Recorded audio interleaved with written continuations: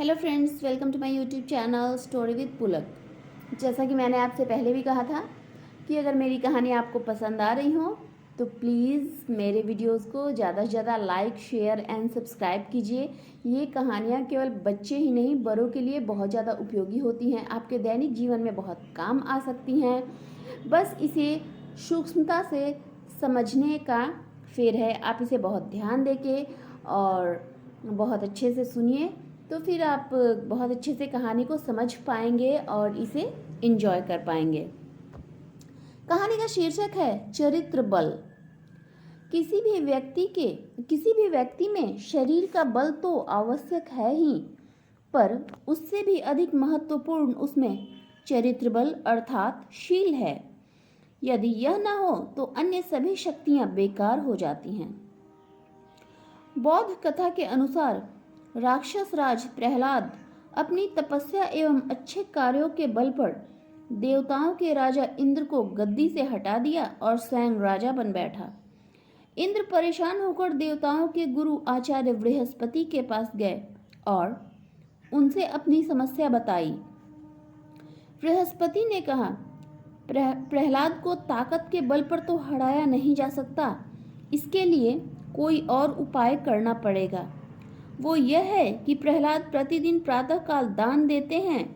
उस समय वह किसी याचक को खाली हाथ नहीं लौटाते। उनके इस गुण का उपयोग कर उन्हें पराजित किया जा सकता है। हम अक्सर कहानियों में या फिर जो रामायण महाभारत ये सब सीरियल हैं, इसमें हम हमेशा देखते आते हैं कि इंद्र भगवान जो है उनको हमेशा अपने आसन का ही टेंशन रहता है। कोई भी अगर ऋषि तपस्या कर रहे हैं तो किस प्रकार उनकी तपस्या को भंग किया जाए। कोई भी अगर उनसे ज़्यादा अच्छा काम कर रहा है तो उनको डर रहता है कि मेरी गद्दी ये ना छीन ले, तो उसको वो एकदम से व्यर्थ करने पे तुल जाते हैं। ऐसा आपने भी देखा और सुना होगा। तो चलिए, ऐसा किया कि उनको उस समय जो है वो किसी याचक को खाली हाथ नहीं लौटाते। उनके इस गुण का उपयोग कर ही उन्हें पराजित किया जा सकता है। इंद्र द्वारा जिज्ञासा करने पर आचार्य बृहस्पति ने आगे बताया कि प्रातःकाल दान पुण्य के समय तुम एक भिक्षुक का रूप लेकर जाओ। जब तुम्हारा मांगने का क्रम आए तो तुम उनसे उनका चरित्र मांग लेना, बस तुम्हारा काम हो जाएगा। इंद्र ने ऐसा ही किया। जब उन्होंने प्रहलाद से उनका चरित्र मांगा तो प्रहलाद चौंक गए। उन्होंने पूछा, क्या मेरे चरित्र से तुम्हारा काम बन जाएगा? इंद्र ने हाँ में सर हिला दिया। प्रहलाद ने अपना शील अर्थात चरित्र को अपने शरीर से जाने को कह दिया। ऐसा कहते ही एक तेजस्वी आकृति प्रहलाद के शरीर से निकली और भिक्षुक, जो कि इंद्र थे, उनके शरीर में समा गई। पूछने पर उसने कहा, मैं आपका चरित्र हूँ, आपके कहने पर ही आपको छोड़कर जा रहा हूँ। कुछ समय बाद प्रहलाद के शरीर से पहले से भी अधिक तेजस्वी एक आकृति और निकली। प्रहलाद के पूछने पर उसने बताया, मैं आपका शौर्य हूँ। मैं सदा से चरित्रवान व्यक्ति के साथ ही रहता हूँ। चूंकि आपने अपने चरित्र को ही छोड़ दिया है, इसलिए अब मेरा यहाँ रहना संभव नहीं है। प्रहलाद अभी कुछ सोच ही रहे थे कि इतने में एक और आकृति उनके शरीर को छोड़कर जाने लगी। पूछने पर उसने स्वयं को वैभव बताया और कहा कि चरित्र के बिना मेरा रहना भी संभव नहीं है, इसलिए मैं भी जा रहा हूँ।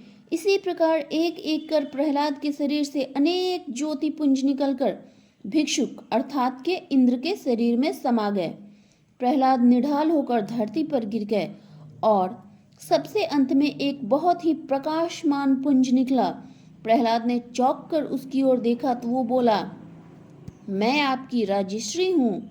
चूंकि अब आपके पास न चरित्र है, न शौर्य है, न वैभव है, न तप है, न प्रतिष्ठा है, न संपदा है, इसलिए अब मेरा यहाँ रहने का कोई लाभ नहीं, अतः मैं भी आपको छोड़ रही हूँ। इस प्रकार इंद्र ने केवल चरित्र लेकर ही प्रहलाद का सब कुछ ले लिया। कहानी से सीख हमें ये मिली कि निसंदेह चरित्र बल मनुष्य की सबसे बड़ी पूंजी है।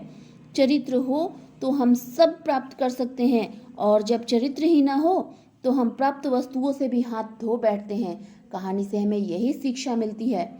तो चलिए, कहानी तो यहीं पे समाप्त हो गई और हम मिलते हैं फिर से एक नई कहानी को लेकर। तब तक के लिए बाय बाय, नमस्कार, जय हिंद।